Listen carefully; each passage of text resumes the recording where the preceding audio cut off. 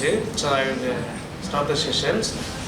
Abdul sir எல்லாருக்கும் தெரியும். Okay, ஒன்றும் பெருசாக இன்ட்ரொடக்ஷன்ஸ் வந்து அவர் சார் கொடுக்க தேவையில்லை.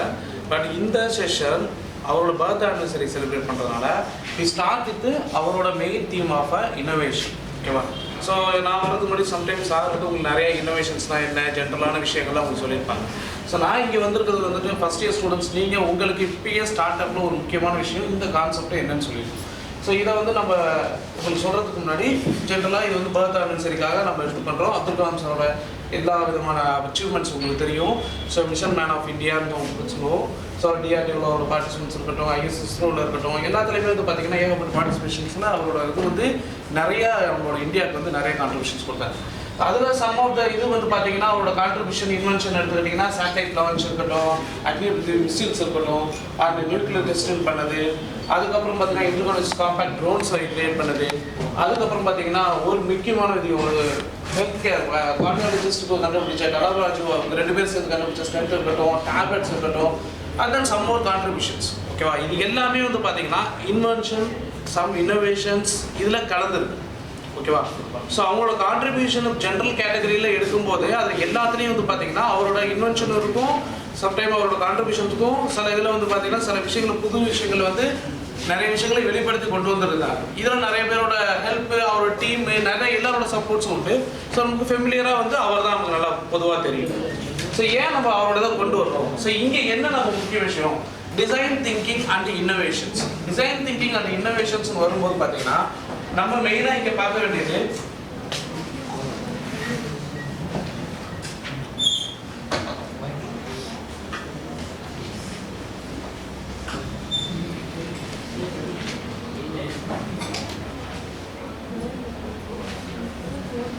first of all, friends, I felt I was to define discovery, invention and innovation.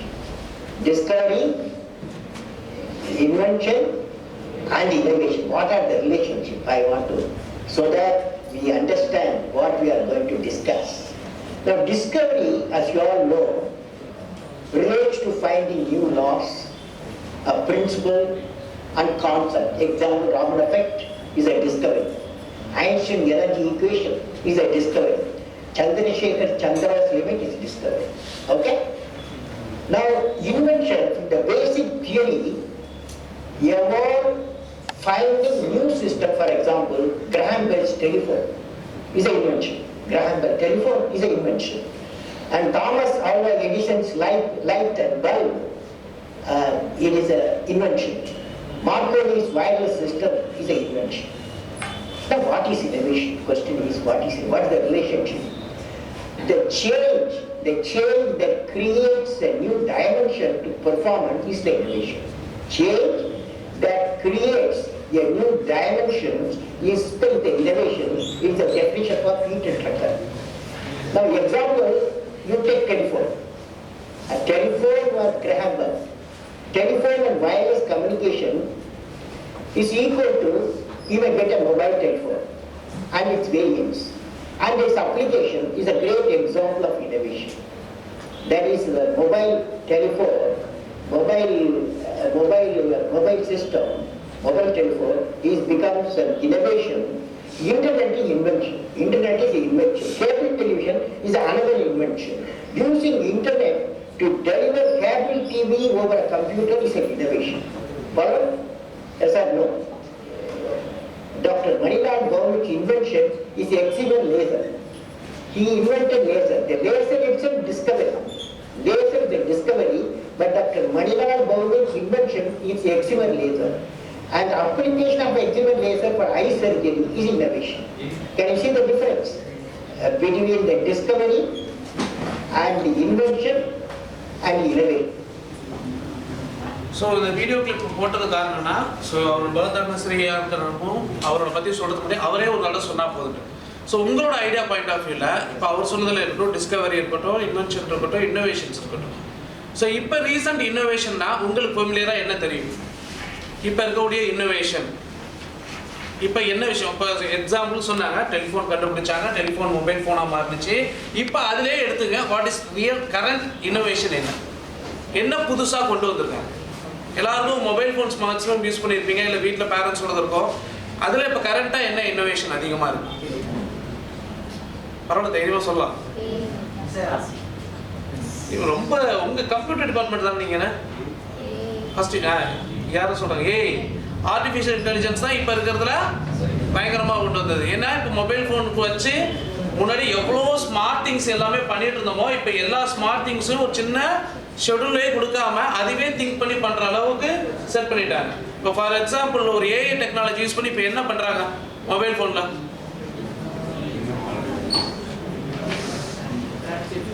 ரொம்ப ஃப்ரீயாக பேச ChatGPT. Okay, ChatGPT use பண்ணி முன்னாடி ஸ்கூல்லையோ இல்லை காலேஜ்லையோ லெட்டர் எழுதுறாங்க தான் யாரும் படித்த பையன் போய் உட்காந்துருப்போம். ரைட்டா? ரியலா இல்லையா?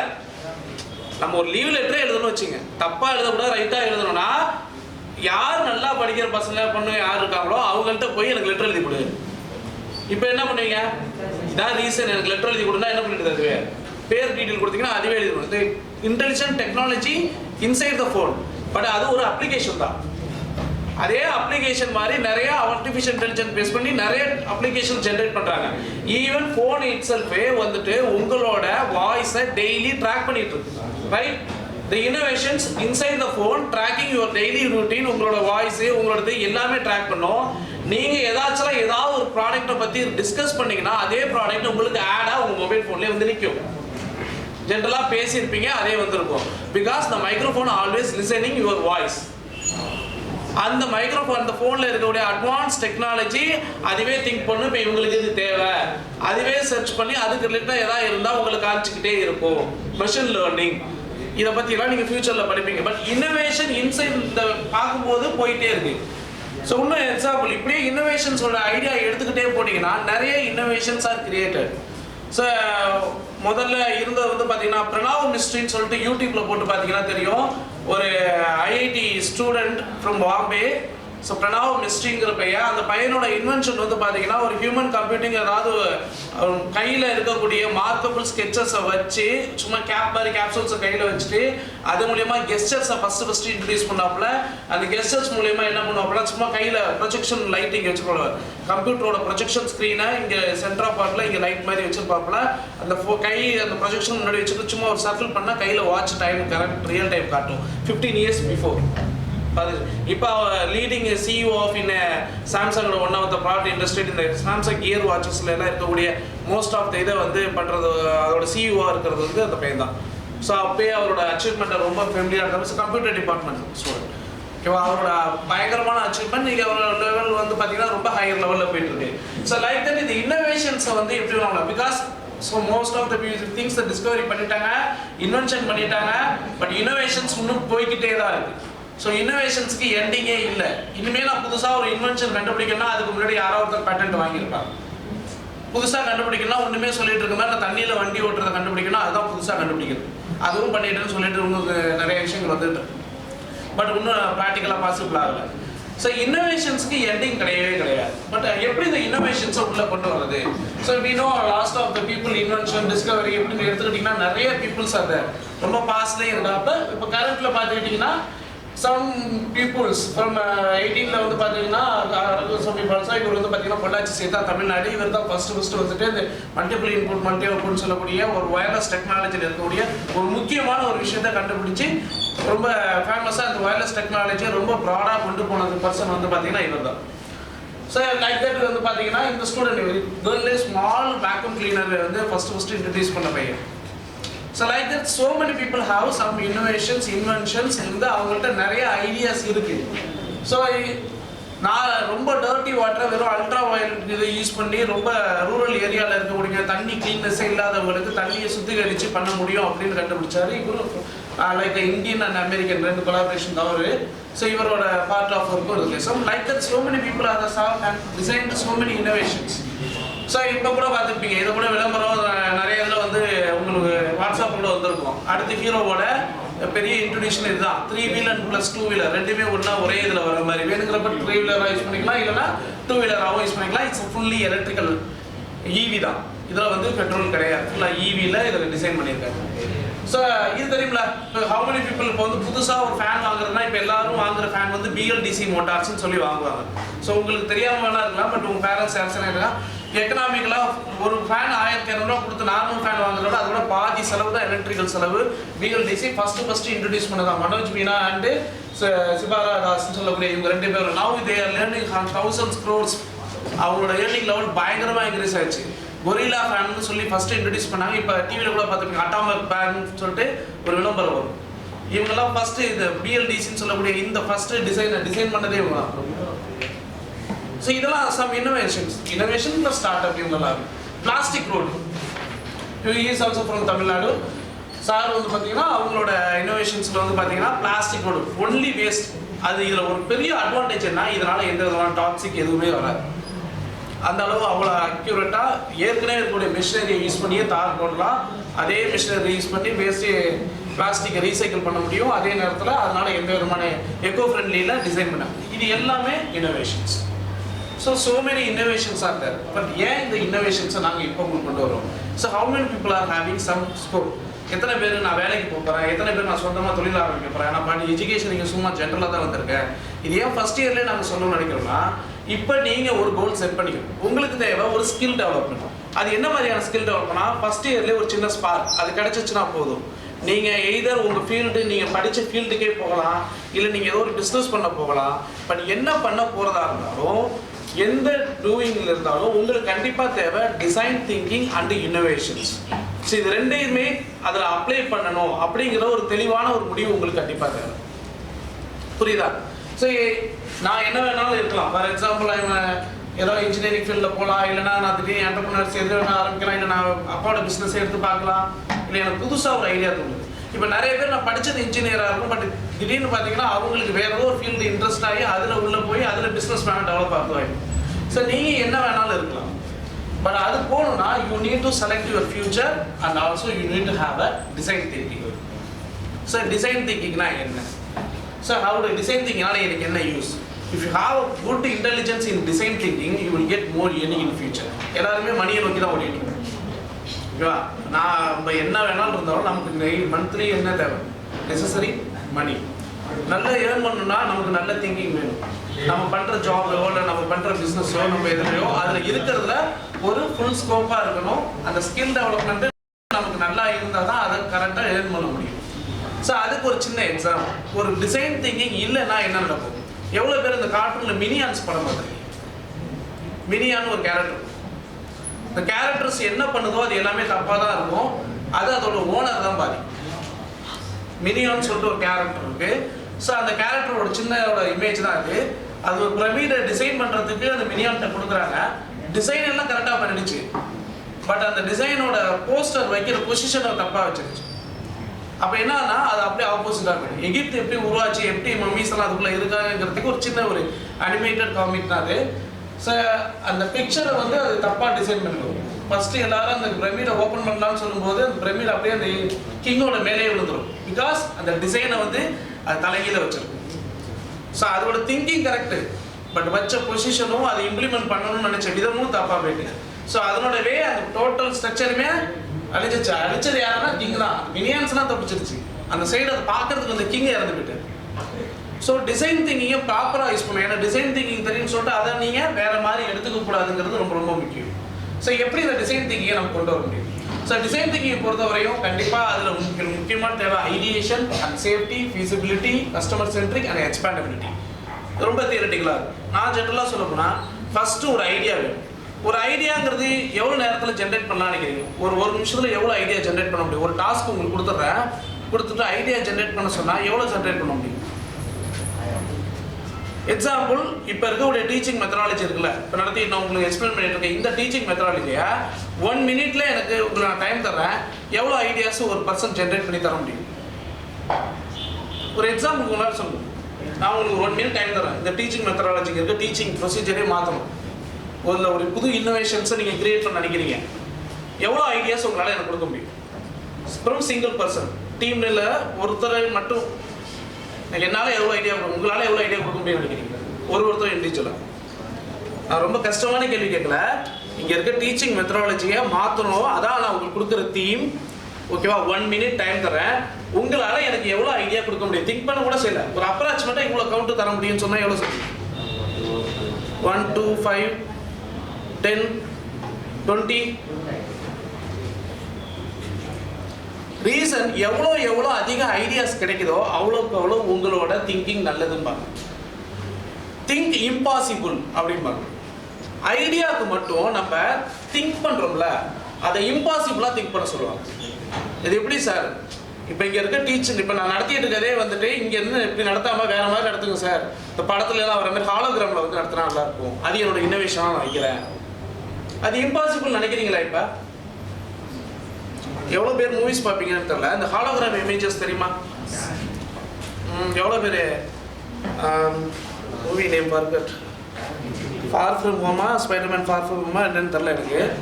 இந்த ட்ரோன்ஸ் வச்சு விர்ச்சுவல் இதை கிரியேட் பண்ணி ஒரு இமேஜை கொண்டு வந்து இது பண்ணுவாங்க. ஹோம் கம்மி ரைட், ஹோம் கம்மி. அதில் பார்த்தீங்கன்னா உங்களுக்கு எல்லாமே ஹாலோகிராம்ஸ் தான். அதை ஃபஸ்ட்டு இன்ட்ரடியூஸ் பண்ண டோனி ஸ்டார்க் வந்து பார்த்துட்டு ஒன்றும் பெருசாக வேணான்னு சொல்லி விட்டுட்டு போயிடுவாப்புல.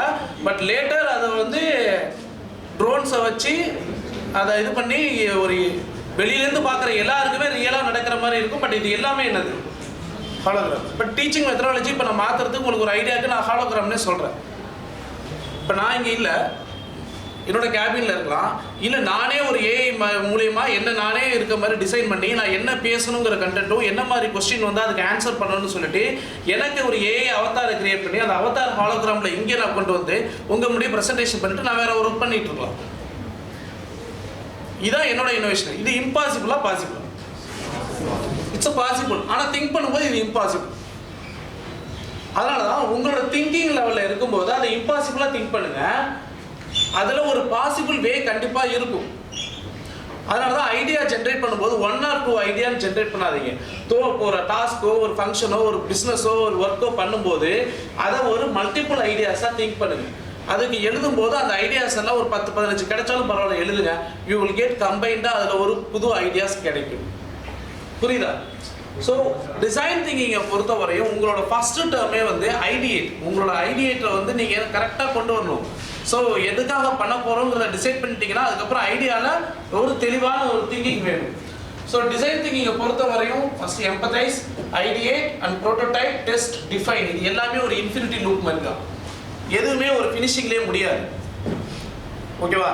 எம்பத்தைஸ்னா என்னன்னா you have to feel others என்ன பண்ணுறாங்க அப்படிங்கிறத ஃபீல் பண்ணணும். எப்படி?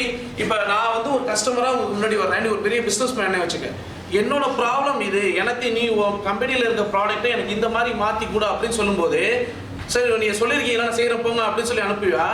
என்னோட ப்ராப்ளம் என்னங்கிறத நீ உள்ளே இருந்து ஃபேஸ் பண்ணுவியா? You need to face the problem. அந்த ப்ராப்ளம் என்னங்க நான் சொன்னதுக்கப்புறம் அந்த ப்ராப்ளமை உன்னோட ப்ராப்ளமாக எடுத்து அதை நீ ஒர்க் பண்ணணும். அதான் எம்பத்தைஸ் பண்ணணும். அடுத்தவங்களோட அவங்களோட ஃபீலை நீங்கள் ஃபீல் பண்ணி பார்க்கணும். ஸோ அதை ஃபீல் பண்ணும்போது தான் அதுக்கு ஒரு ப்ராப்பரான ப்ராப்ளம் ஸ்டேட்மெண்ட்டை உங்களால் கொண்டு வர முடியும். அதுக்கப்புறம் ஐடியேட் பண்ணும்போது அந்த idea will be think impossible way, எவ்வளோ வேணாலும் இம்பாசிபிள். ஸோ ஒன்ஸ் பண்ணிட்டீங்கன்னா அண்ட் தென் டிஃபைன் பண்ணுங்க. எகெயின் கம் டு டிஃபைன், அது என்னன்னு கிளாரிஃபை பண்ணிட்டு அதை ப்ரோட்டோடைப்பாக மாற்றுங்க. அண்ட் தென் டெஸ்ட் பண்ணுங்க, எகெயின் எம்பத்தைஸ் பண்ணுங்க, ஐடியேட் பண்ணுங்க, இப்படி போயிட்டே இருக்கும். ஏன் சார் அதான் ப்ரோட்டோடைப் பண்ணிட்டீங்க, அதுக்கப்புறம் அதை டெஸ்ட்டும் பண்ணி அது ப்ராடக்ட் நல்லா இருக்குன்றதுக்கப்புறம் ஏன் நான் மறுபடியும் அதை எம்பத்தைஸ் பண்ணணும், மறுபடியும் ஏன் நான் ஐடியேட் பண்ணணும், ஏன் மறுபடியும் அதை டிஃபைன் பண்ணணும், ஏன் ப்ரோட்டோடைப்பாக மறுபடியும் கொண்டு வரணும். ஸோ இப்போ உங்ககிட்ட நிறைய பொருள்கள் இருக்கும், ரியல் டைம் நிறைய யூஸ் பண்ணுறீங்க. அப்போ இருந்து அதே வீட்டில் இருந்து ஃப்ரிட்ஜாக இப்போ வரையும் இருக்குது.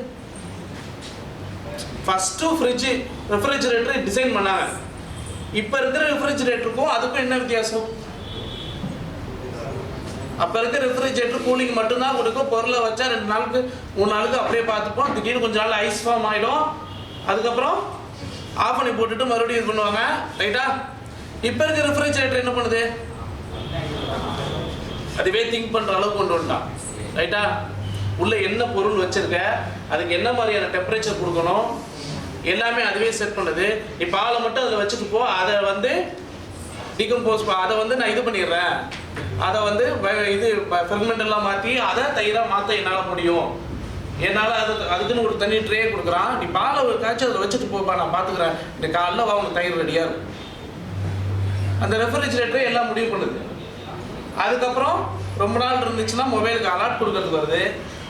சில டைம் யூஸ் பண்ணவே இல்லை, நானும் இது பண்ணலாம், வார்னிங் பண்ணலாம். ஸோ டெக்னாலஜி டெவலப் ஆகிட்டே இருக்கு.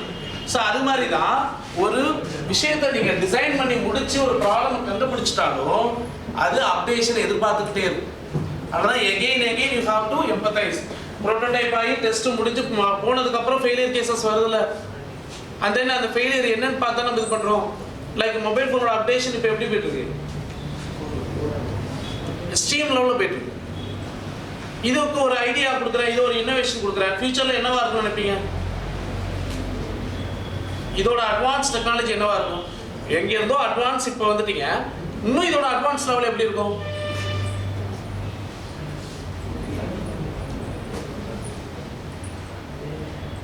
சம் பீப்புள், நானும் ஒரு ஐடியா பண்ணியிருந்தேன், இன்னும் நிறைய பேர் ஐடியா பண்ணிட்டு தான் இருக்காங்க.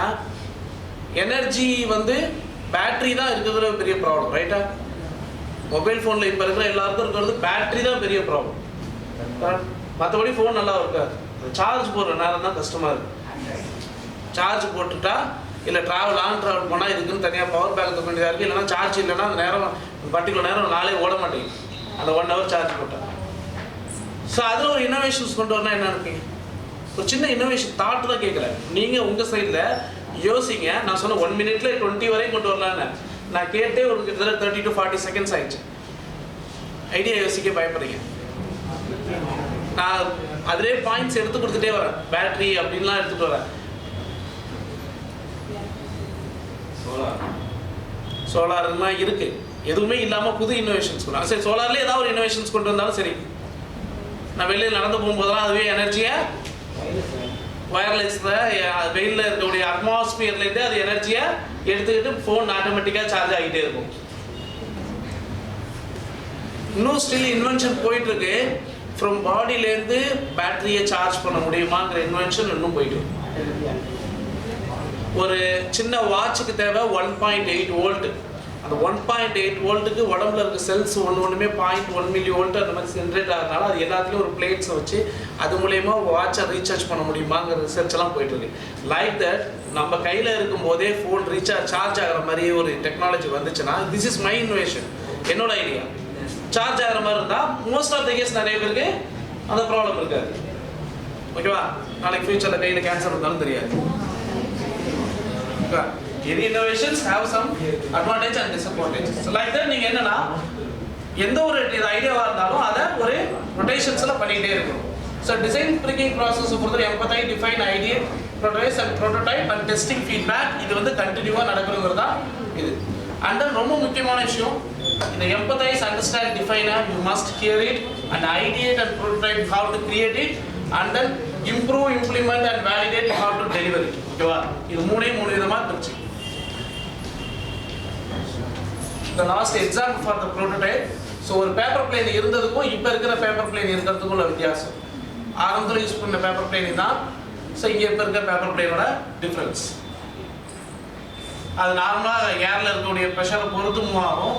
இதில் ஒரு சின்ன மோட்டார், அதில் கெஸ்டர் கண்ட்ரோல் பேஸ் பண்ணி ப்ளூடூத்தில் வச்சு நம்ம மொபைலோட ஆக்சலரேஷன் கண்ட்ரோலை யூஸ் பண்ணி எப்படி டைரக்ஷன் இருக்கணும் அதுக்கேற்ற மாதிரி பிளேன் வந்து மூவ் ஆகும்.